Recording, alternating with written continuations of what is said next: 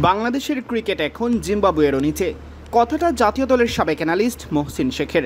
বাংলাদেশের ক্রিকেটকে খুব কাছ থেকে দেখেছেন, তার কথা কি ভুল হতে পারে? অন্তত সিলেট টেস্টের ফলাফলের পর যে মহসিনের বক্তব্যের বিরোধিতা করার সুযোগ নেই।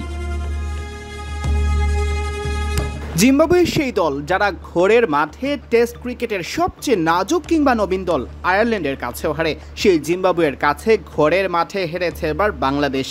সিলেটের জিম্বাবুয়ের বিপক্ষে টেস্ট মানেই যেন টাইগারদের হার। খোদ পরিসংখ্যান নিয়ে সাক্ষ্য দিচ্ছে এমন হারের দগদগে ক্ষতে নুন ছিটানোর মতো তীব্র মহসিন শেখের ফেসবুক পোস্ট। মহসিন যেন ফোন হাতে নিয়ে বসেছিলেন, কতক্ষণে জিম্বাবুয়ে জিতবে আর পোস্টটা শেয়ার করবেন। বাংলাদেশ ম্যাচ হারার সাথে সাথেই তিনি লিখেছেন, অসাধারণ খেলেছে জিম্বাবুয়ে, রোমাঞ্চকর জয়। 2021 সালের পর এটা তাদের প্রথম জয়।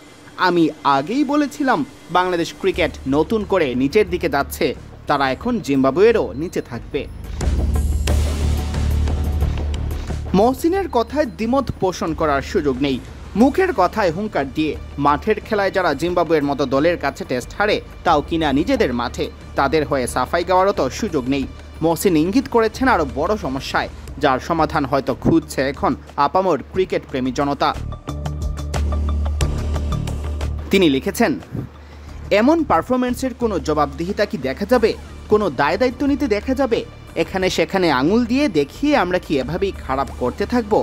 অতীতের মতো চোখে ধুলো দিব, কিন্তু আসল পরিবর্তন কি আসবে না? গত বছরই তো জাতিকে কত প্রতিশ্রুতি দেওয়া হয়েছিল।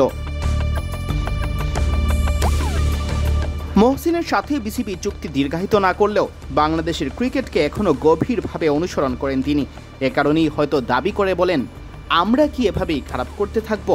এই প্রশ্ন যে এখন বাংলাদেশের ক্রিকেট সংশ্লিষ্ট প্রতিটি হৃদয়ের। সিয়াম চৌধুরী, বিডি ক্রিক টাইম।